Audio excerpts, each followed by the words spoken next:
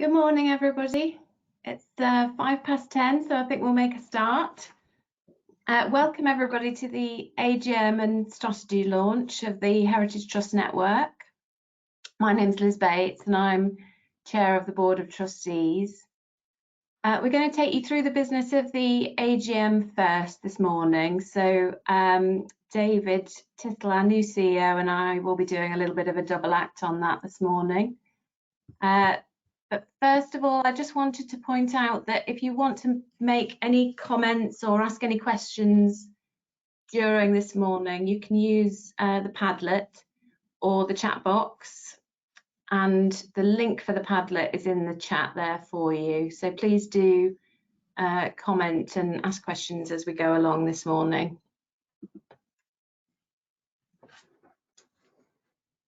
So before we make a start, I just wanted to give a bit of an introduction, because although we're talking about the 2019 to 20 financial year in this AGM, I just wanted to acknowledge the sort of extraordinary year that we've had over 2020 and the challenges this has brought about, not just for our organisation, but obviously for all of our members and the sector as a whole.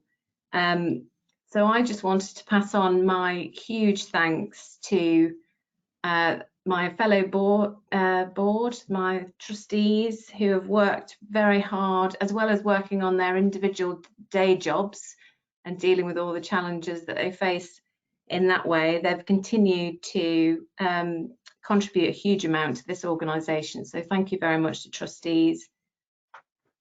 A huge thank you also to our staff team, who have all been, as everybody has, working from home and have worked really hard to keep the network active and there for all of our members during this period.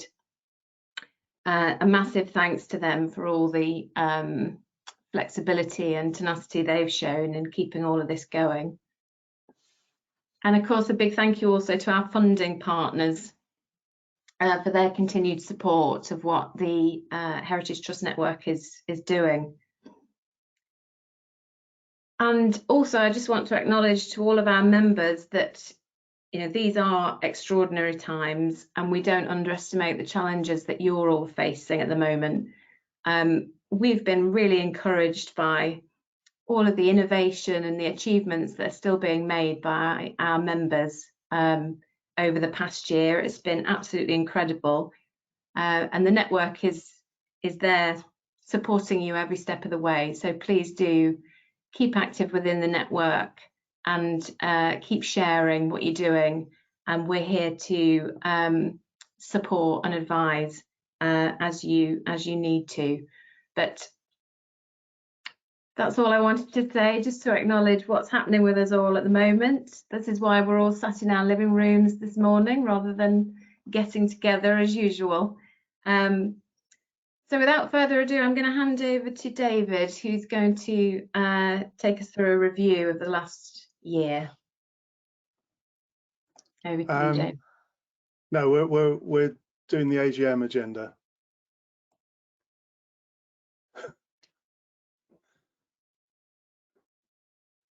You're muted, Liz. Okay, we'll make a start then with the AGM agenda. So first on the agenda is the directors' appointments and retirement. So first of all, we're seeking to reappoint Lorraine Bell, who's our Scotland Representative Director. Our articles do allow us to elect a representative for each of the 4 nations of the UK to make sure that they're all represented on the board. And Lorraine has already completed her first term with us. She's done 3 years on the board. She is a hugely valued member of the team. She's done an incredible amount for the network, and that's why all of us as trustees are supportive of reappointing her for another term. But I'll just open that up to a vote. Could anybody let us know in the chat box if they can't see that poll?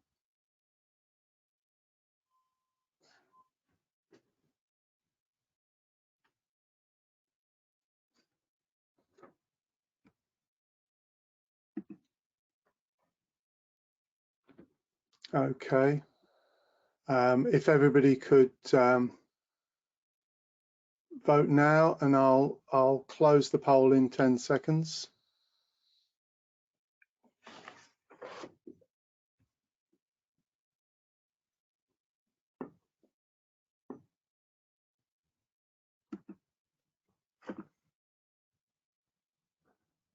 Thank you. Well, that's pretty overwhelming.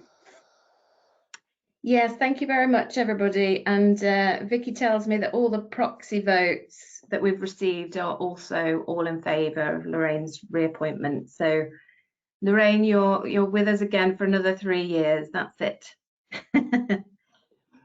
Okay, thank you very much. We also wanted to note the retirement of CY and Brenda, who CY has been with us for many years as a specialist advisor. His background is in architecture, and he's been a really helpful member of the board and has helped us reach a number of students who are interested in historic building conservation and the sector as a whole. So CY has been a wonderful link for us and has done an incredible amount for the network, and we send our thanks to him for all that he's contributed. Similarly, Brenda, who was our representative in Northern Ireland, has retired this year. Brenda has been a fantastic link for the network. She has keyed us into decision makers and politicians over in Northern Ireland and made sure that our members' interests were represented really fully over in Northern Ireland. And we thank her so much for all of her contributions. She's done that at the same time as running her own trust. So you can't underestimate the energy that Brenda has brought to the movement, and we are incredibly grateful to her for all that she's done. So we will be looking at some more recruitment to the board during this year, and we'll keep members in touch with that recruitment process as we progress through the year. So if there are no other questions or comments on that agenda item, we can move on.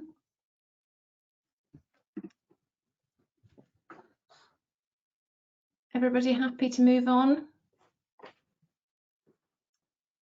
Okay, so we're now on the approval of the appointment of JW Hinks as our reporting accountants. The board feel that JW Hinks has done an excellent job for us, and we would recommend that they are reappointed. I don't think we need a vote on this, David, do we? The articles say we should, apparently, but so I'll just quickly launch the poll, and if people can press the button, and I'll 10 more seconds.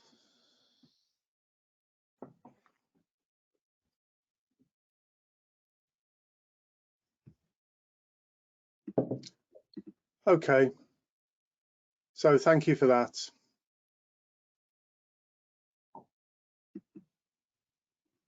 Okay, that's passed. Thank you all very much. On to the next agenda item then, agenda item 3, which is the receipt of the annual report and accounts.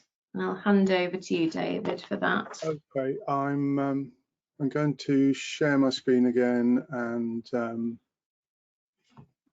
I can just find the right. When you reach the right moment, David, there is a question on Padlet about the accounts. Yes, thank you. I've seen that. I'm not sure whether I can answer it, but I'll do my best.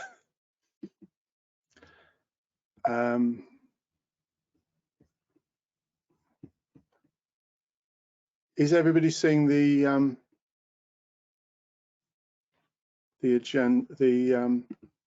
agenda currently? We can just see you. All right. Okay. All right. Sorry. Yes. There we go. Now you're seeing all the trustees. Yes. I'll just take myself off screen so you get the full screen.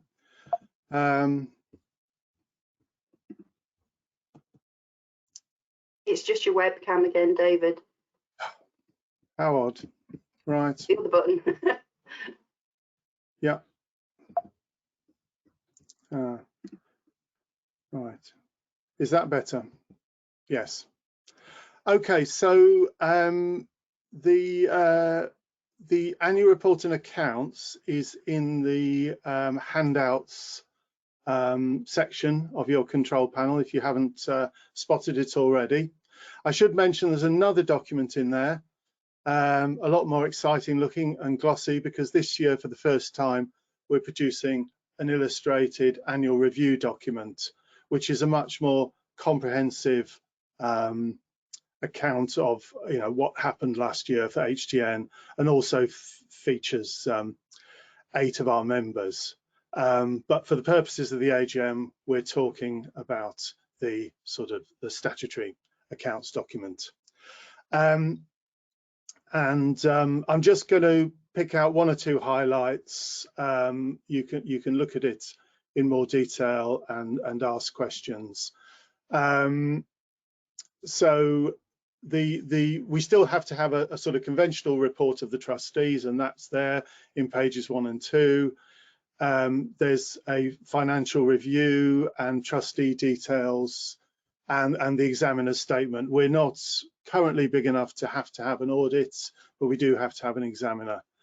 I think the key information is on page 6, which was that during last year our income and expenditure both grew, but thankfully our income grew faster than our expenditure grew, and we recorded a moderate surplus, which enabled us to grow our reserves, and that's in contrast to the previous year, 2018-19, when we recorded a deficit. Our reserves needs to be, this is sometimes a bit of a movable feast, because it depends what you count as sort of 6 months worth of core costs or whatever, which can change over time. But we think our reserves should be around the 70,000 mark. So we're still not quite there yet, but if we continue to build these modest surpluses, obviously we don't want to make huge surpluses, because that means we're not applying our funds to our charitable purposes. But if we make these modest surpluses, we should be able to get to the sort of reserves that we should have. And if we turn to the balance sheet, a couple of things that might jump out there is that both the debtors and the creditors figures seem quite high. The debtors figure is a large amount of that is because we invoice, it's been our habit, our practice to invoice for the membership renewals in February, and not all of them come through that quickly. And particularly this year, they haven't come through as quickly. And that means that as at 31st of March, there is a high sort of debtors figure. And also at that point, there were some grants due that we'd sort of, for activity that we'd worked on in the previous year. And in a sense, the opposite is the case for the high creditors figure. That's made up of a number of different items, and you can look on the notes if you want to see the detail, but the biggest item there is deferred income. In other words, we've done some activity and we hadn't claimed the grant funding for it at that point. It hadn't come in. So that just explains those figures. And pages 8 to 19 are really the detailed notes of explanation. Now I will turn sharing off and turn my screen back on. The question that's on the Padlet, I'm not sure I can give a precise answer to this, but I think what's happened this year, and particularly it's partly to do with me coming into post, and you know, we said that JW Hinks do a great job, and but this year they've done an even better job because they've had me on their case, sort of picking over the accounts and trying to make sure that everything is attributed to the right year that it should be. And I think in some cases that's created one or two distortions. We don't have, in reality, negative restricted funding for Wales and Scotland. We have a sort of funds coming in for Wales and Scotland, and we spend them in the year that we get them. But because of some adjustments that I asked to be made to make sure that things that maybe in a previous year weren't attributed to the right year were attributed to the right year, that may have created some things in the accounts that don't look as good as they should do. I'm not sure that's the best answer to that, and I will certainly go away and have a closer look and perhaps talk to the accountants, and I can get back to you about that, Kate, if you want.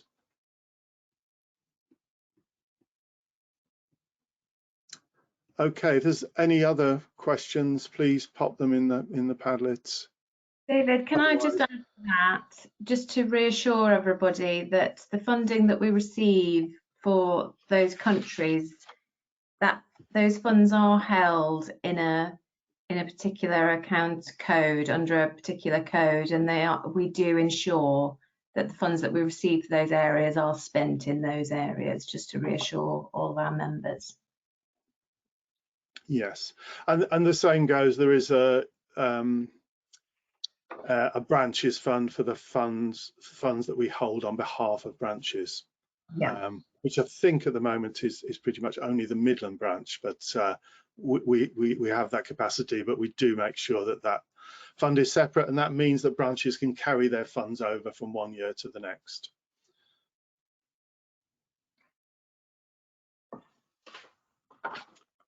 Okay, are there any other queries at all on the accounts?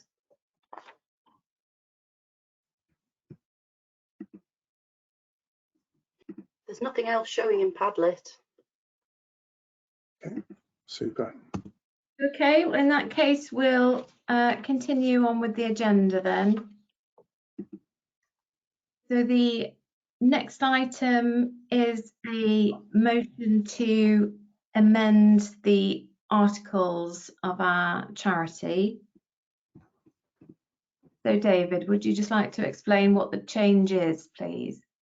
Okay, we're holding a virtual AGM this year because there's a sort of concession or dispensation, if you like, from the government that companies can hold their AGMs virtually. I think at the moment that dispensation goes up to the end of December. That won't necessarily be there in the future, and it's not our intention to hold all our AGMs virtually, but it might be useful in the future to be able to do that. And to be able to do that, we need a specific clause in our articles to say so. So it's not something that we will routinely do, but an example of where we might use it is that sometimes in the past, our AGMs have not been quorate, and the articles require you to do another AGM a week later. And it could be that that second one, we make a virtual AGM in order to make sure that we get the quorum in those circumstances. Or there might be all sorts of reasons, a sudden extreme weather event that means people can't come to the AGM or whatever. it's just a useful thing to have. So I'll put the poll up. If people could vote, unless there's any questions. I can't see the Padlet at the moment, so if there's any questions, somebody let me know.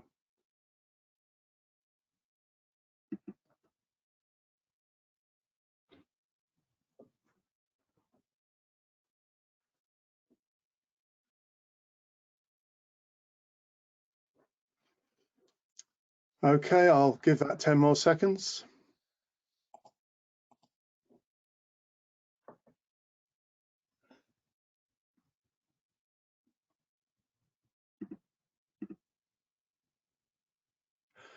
Thank you, everyone. That's very helpful.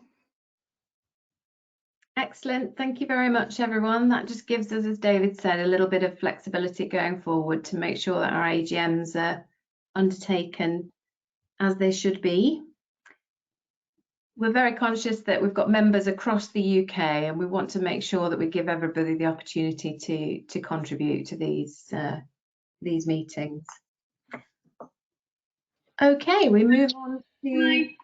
Sorry, just want to bring your attention to the Padlet. Kate's just making a little note just about the wording to refer to virtual hearing when it comes to having a digital AGM, just because on this format, people can't necessarily speak easily unless we actually unmute them. So that's just something to take into account. Okay, thank you very much, Kate. We'll make a note of that. Thank you. Okay, let's move on then, if there are no other comments on that agenda item. So we're at any other business. Has anybody got anything they would like to raise under any other business?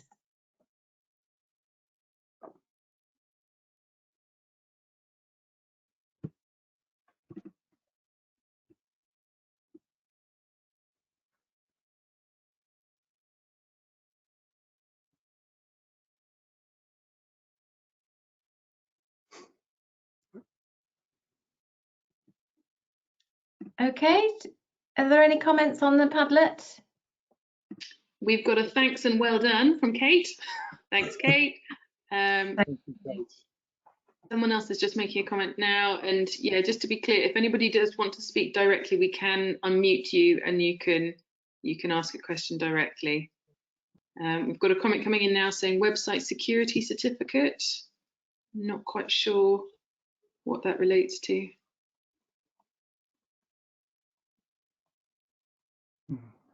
Would that person like to be unmuted and we can get them to ask directly? You can just write your name.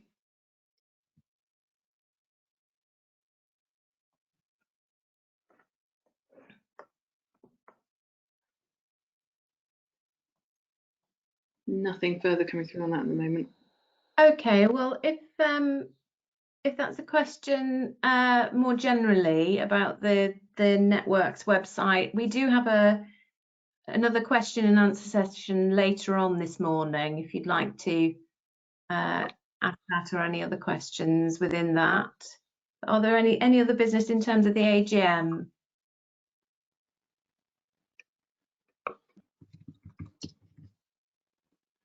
I'm not seeing any.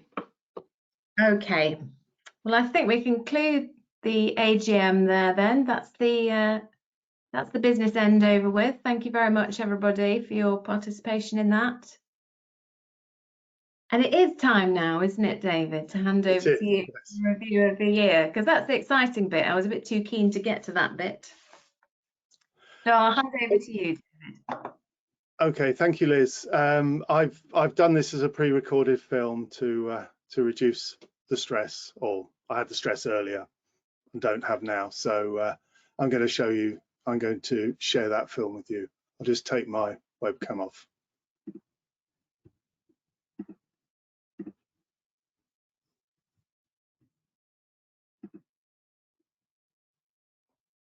Can I just check that everybody can see that?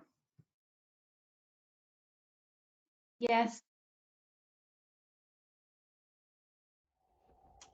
In this presentation, I want to talk about what's been happening for the Heritage Trust Network over the past year, what we've learnt during that period, what I've learnt as a new CEO coming into the organisation, and what our plans are for the months and years ahead. But I want to start by talking about what we're really good at and what we're known for. And I think what's become clear to me is at the heart of the Heritage Trust network is networking and peer-to-peer learning. And that's really the core of our activity, helping our members learn from each other, recycling experience so we don't commit the same mistakes over and over again. We're not reinventing the wheel. And that core of what we do is supported by a constellation of services and activities that we provide for our members, or that our members organise for themselves with our support. And that's what you really value as members of the network, and we know that because of the feedback we get, and it's why we're a growing organisation.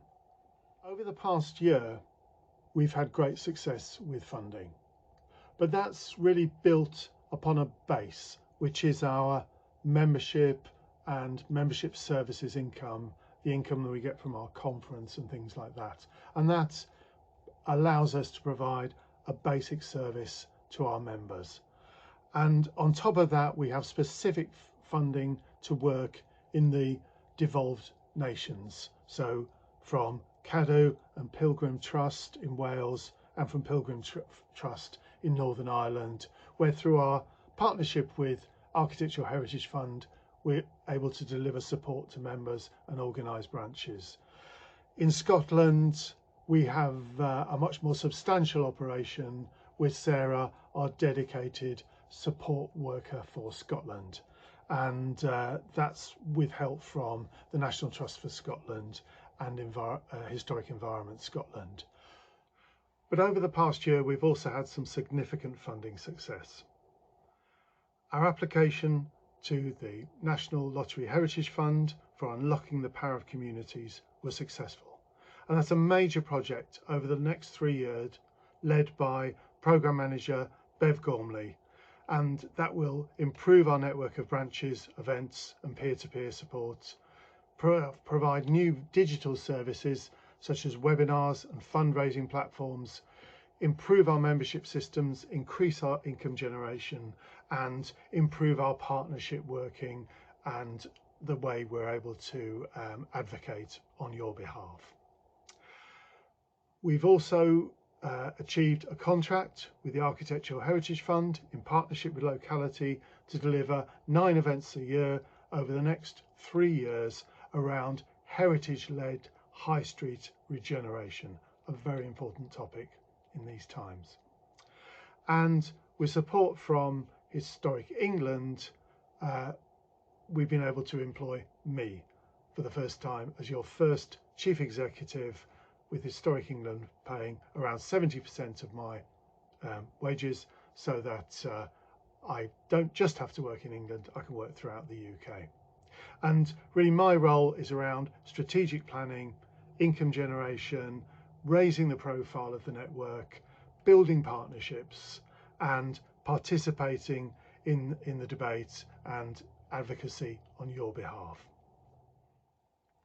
Obviously, the big challenge this year has been the COVID-19 pandemic and the government measures to deal with that, like the lockdowns. And our members have responded in many ways to that. A lot of them have benefited from emergency funding of various sorts, and that's helped them through. Some of them have used the furlough scheme. Many of them have responded in interesting and imaginative ways, putting materials online, finding ways to reopen when it was possible to reopen, putting projects on hold but changing the emphasis of their work. Really, we've been really impressed with the imaginative responses. Obviously, we know that some members have had to make hard decisions, have had to let staff go, and others, some of our smaller members, seem to have maybe gone into a bit of a hibernation during this time. And I hope they're all going to come out of that hibernation. For the Heritage Trust Network, we've also had to respond. One thing that we did straight away was refocus the mentoring program we had to support members to cope with the COVID pandemic. We created a dedicated area of the toolkit with lots of information about support and funding, reopening, all the protocols for doing that, and examples of how people had done that. And we moved our events online. We already had funding to create webinars. That was going to happen further down the line, but that was brought forward to the beginning of the Unlocking the Power of Communities project.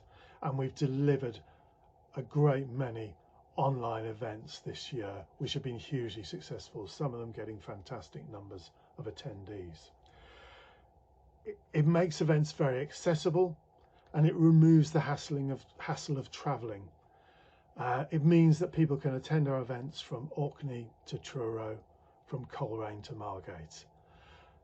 However, we know that it's not quite the same as the face-to-face event. You don't really get the networking elements, and you lose the opportunity to visit other members, to look at their sites and their projects. But it has meant that maybe in this period, geography has been less relevant, and our branches haven't had such a strong role to play during the pandemic. And we hope that that's going to change and they're going to come back even stronger. So the trustees have been talking about a strategy for the next 3 years, and it's still a work in progress. We've still got some work to do on it, but we've identified that there's 6 elements of that strategy. We want to grow the membership by promoting the trust, the network better, and by reaching out to potential new members individually and potentially new groups of members that we haven't considered before. We want to form partnerships with other membership bodies. We know that some of our members are also members of other organisations, such as Association of Independent Museums, Locality, or its equivalent in the devolved nations. And we want to encourage that and find ways of making that easier to do. And we want to improve the retention of our members by having a stronger offer, particularly to our established members. We want to help our members develop by improving the pipeline of support that we give them, to help our members to embrace digital world and through more effective peer-to-peer networking. We want to raise the profile of the network by raising our visibility and particularly articulating a distinctive message for the network to government, to funders and other agencies about our members and all the fantastic things they're achieving. We want to develop those existing and new partnerships with sector organisations, and we want, as an organisation ourselves, to become financially sustainable, which means more income, more diverse sources of grant funding, more donations and sponsorship, but more earned income and commissions. And we want to develop our organisation internally to be more effective and efficient, improve our internal systems and our policies and procedures, and make sure that our governance is sustainable. There'll be more about that strategy in the coming months. I want to talk now about the operational improvements that we're planning to make, particularly as a result of the funding from the National Lottery Heritage Fund through our Unlocking the Power of Communities projects. One of the main things, and it's not something that you'll see visibly, is we're establishing a CRM. Some of you will know what that means, some of you won't. It stands for Customer Relationship Management System. It's jargon for a big database which relates all the things you're doing, the people you work with, the organisations you work with, the projects you do, and gets them all to work together. Helps you communicate, helps you understand your data. That'll be important for us because it'll mean we understand who our members are and who the people are who aren't our members, what the impact of our members is, which of our members are engaging with the network and which aren't. So those that are not engaging, we can reach out to and support better. It'll help us communicate in a targeted way, and it'll automate some of our processes like membership renewals so that staff like Vicky can get on with more important and interesting stuff, supporting the members directly. Building on that base, we want to create a new mix of events, digital and physical, to get the best of both those worlds. And that means networking beyond geography. Networking in regions and nations is important, but we can network around what people are doing, what sectors they're in, what businesses they're into. So for example, we want to get together all our members that run holiday accommodation to exchange experiences, all our members that have wedding venues or offer business premises to learn from each other. And the best way to do that is to bring them together right across the UK in a digital format. We want to get our branches working everywhere. They're great where they're good, but there's a couple of places where branches aren't really happening, and we've been working on getting groups of volunteers together to make that happen with support from the centre. We don't want to think running a branch is a great big burden on top of running your project or your organisation. So we want to make that easier for you. And we want to try and link up our members more, create more partnerships between our big established strategic members and some of our smaller community-based members. And the final thing we want to do, which is part of the Unlocking the Power of Communities project, is to create a new online community for you, which will link through to an improved member directory on our website. And we're going to give you a quick look at that now. Okay, we now want to give you a sneak preview of our network hub, which is our new online community and portal, which will be available to you soon as members of the network. This is what you see when you log into our network hub, which you can do directly or via a link on the website. You'll see down here a lot of navigation. These buttons here navigate to places that are already on our website. But up here is the really important new navigation. We'll start over here with your organisational profile. So you click on here, and we've put in a sample organisation called the Old Mill. And this is really where you can change your details, first of all, as they appear in the network directory on our website. So as I said before, we want to make the network directory a really public facing thing, and we want to put you in control. So if there are inaccuracies on there, you can sort it out straight away. You can upload a photograph, you can tell us your details. If for any reason, perhaps you're working on a building that you haven't acquired yet or something like that, you don't want to be public, you can opt out of this. But we expect most of our members to really want to get there out there on our website and expose themselves to the public and build their support using our website. So your links to your website on there, to your social media, some information about you as an organisation. But the new element that isn't on our member directory at the moment is these fields about your public offer. So if you're a visitor attraction permanently or through occasional open days, you tick the box and you put a link here to where people can find out about your opening times and your location and so on. That might be the main landing page of your website, but better if it's a specific page.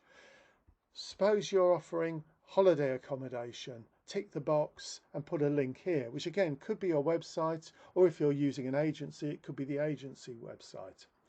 Say you're not doing one of these things, like you're not offering educational visits, don't tick the box and nothing will appear. It won't say you don't offer educational visits. We're not going to show the negatives. We're just going to show what your offer is.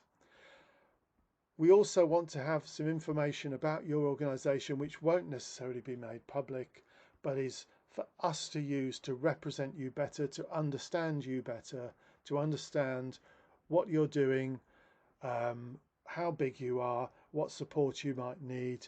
And every year we're going to ask you to tell us about your impact over the previous year, what you've done, what you've created, what projects you've done, how many square meters of space you've restored, how many hectares of land, how many jobs you've created, all those things. So we can tell a much stronger story about our members. So the next section on the next network hub is discussion groups. And this is really where we take what we're known for, networking, and we offer another option, which is networking online. There'll be a whole number of discussion groups here. We've just created a sample of them. So it might be if you let business space, you want to talk to other people that let business space. If your site is a castle, you want to talk to other people who are dealing with restoring and operating castles or former churches.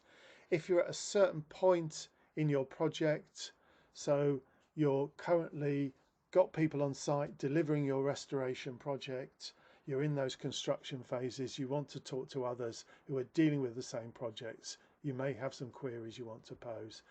We have pages for the 4 nations of the UK, and this isn't just to bring people together on a sort of nationalistic basis. It's more to talk about policies, funding, government initiatives as they affect England, Northern Ireland, Scotland and Wales. So a whole number of discussion groups here, and you can create more if you need them. What you can also do is if you have a more substantial query that you need an expert response on, just as you could in the past drop us a line by email or grab us at a meeting and ask a question. Nothing to stop you doing that in the future, but there's another option here to post a query on the Network Hub. To tell us what the issue is. We deal with all sorts of issues, legal issues, technical issues, issues about trustee succession and so on. Here's a place where you can post those queries and we'll get back to you as soon as we can, having confidentially pass those queries on to perhaps some of our trustees, some of our more experienced members, and got their response. And if you've posted queries in the past, you can look at your previous queries and see what the response was on the previous queries tab. The Network Hub will also be a new place for our toolkit. All the information that's currently on the toolkit will be there, plus more, and we hope that through the discussion groups we'll generate more content for the toolkit, and so we can add to it over time. So that's the Network Hub. It's coming soon, maybe by the end of the year, maybe first thing in the new year. We'll let you know, and we want people to test it, so get in touch with Bev if you'd like to be one of the people who are early testers of the Network Hub and giving us feedback on how it works. I hope that's given you an insight into where the Heritage Trust Network is going and how we want to work with you to support you to achieve your aims. It's not a fixed set of plans. It responds to your feedback, to what we learn from experience, and to the opportunities and challenges we encounter along the way. So now we want to understand if you think we're on the right track, what else you think we can do for you, and what ideas you have to make the network work better.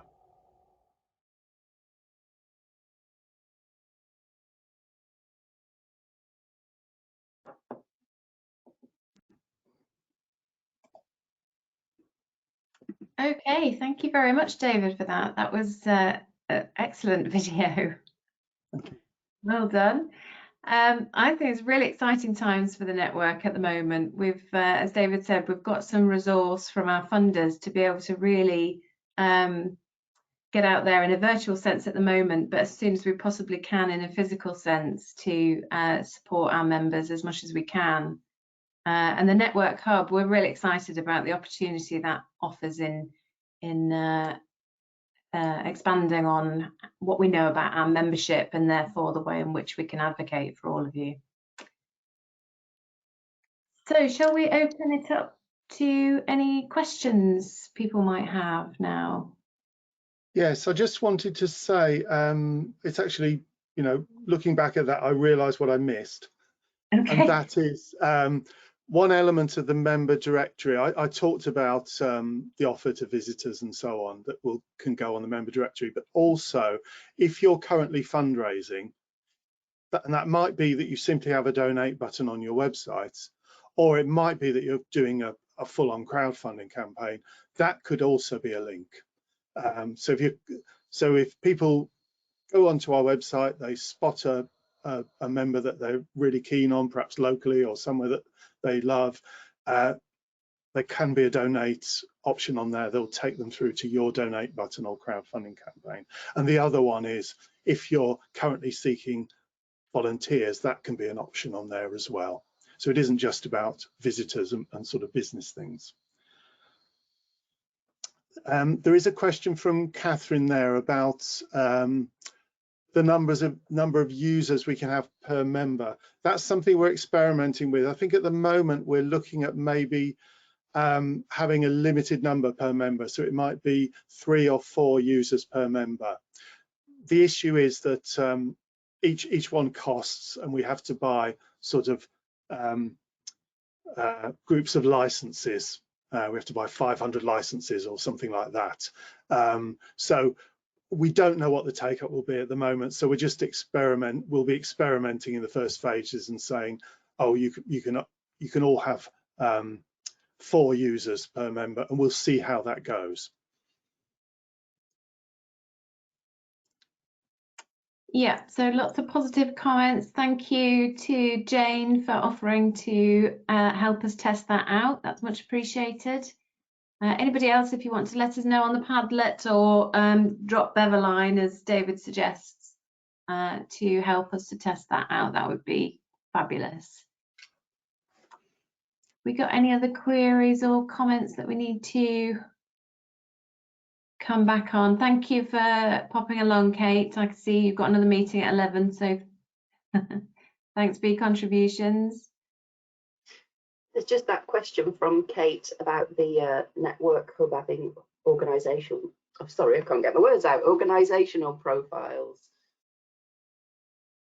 Yes, we are keen on that as well, aren't we, David? Sorry, I'm. So Kate mentions organisational profiles for our corporate members. Oh yes, although strictly at the moment our corporate supporters aren't members, but yes, we'll look at that. It may have to be a second phase because it's a sort of, in a sense, it's another directory. We don't want them sort of muddled in with our members. So yes, it's certainly something we can look at, and it would be helpful to have that functionality for corporate supporters so that they can change their details and their offer whenever they want without having to use us as intermediaries to do that. Yeah, and we have discussed at least noting on our website who our corporate supporters are, haven't we? So to make sure that we're acknowledging their support on our website more clearly. Yes, if that hasn't been done already, it will be done with a sort of bulk of job of website changes. Yeah. Okay, well, while we're just waiting for any more comments, I would just like to do a last plug for the conference on Friday. So if anybody who's joined us today haven't yet booked their tickets for the conference on Friday, please do that. There's plenty more room in the virtual conference venue for you to join us there. It's going to be a brilliant day of speakers. I'm really impressed with the programme this year. And although we're all a little bit virtual webinared out at this point, it will be a Friday. So you'll be able to sit there in your pyjamas and we'll all have a glass of something at the end of the day, as is tradition with Heritage Trust Network conferences. So I hope you can join us then. I can't see any more questions or comments coming up. There's a question from Catherine about corporate supporters having access to the chat rooms. And I think the answer to that is we'll try and make sure that can happen. Our understanding, and we still need to work this out with our consultants, is that people will be able to have access to certain chat rooms and maybe not others. And we might want to think about which ones are just for members and which ones we open to the corporate supporters to be part of the conversation. And it's also the issue that because we have certain grades of membership which allow different types of access, that also might apply to chat rooms as well. So I think it's something that we're working out, and if you're part of the group of testers that Bev's recruiting, that can be part of what we try to understand, and maybe we should get a corporate member or two involved in that group of testers. Yeah, absolutely. Could I also say that it's really just sort of a heads up that this will require a little bit of work from our members as well to fill in those profiles. I'm sure you can immediately see the benefits of your presence on our website being more public facing and more promotional than it is at present, and that's a clear benefit, and that's the first bit of that. The rest of it, the benefit might not be so obvious, but what we really want to do is understand the impact that our members are having. What I've found coming into this job is that we have some great stories to tell about our members, and we want to be doing more of that and doing more case studies in the future.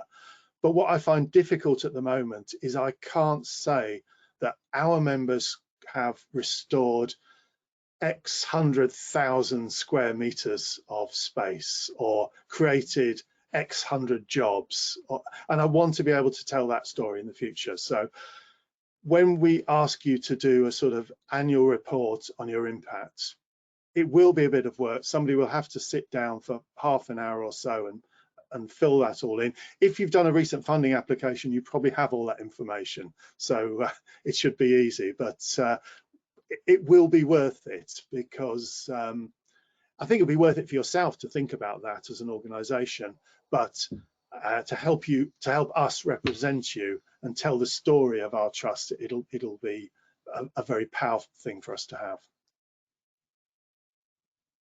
Absolutely, I second that. Okay, I should also mention we've got some workshops on tomorrow afternoon as well, haven't we, David? Space still available in those if anybody would like to book onto those. I don't know whether Sarah wants to come online and tell us do you know what's still got places, Sarah? Yeah, absolutely. So the places that we've got left available are all the group workshops. So I think pretty much all the one-to-one workshops are now fully booked. There might be one session left on VAT for heritage projects, so that might be worth signing up for.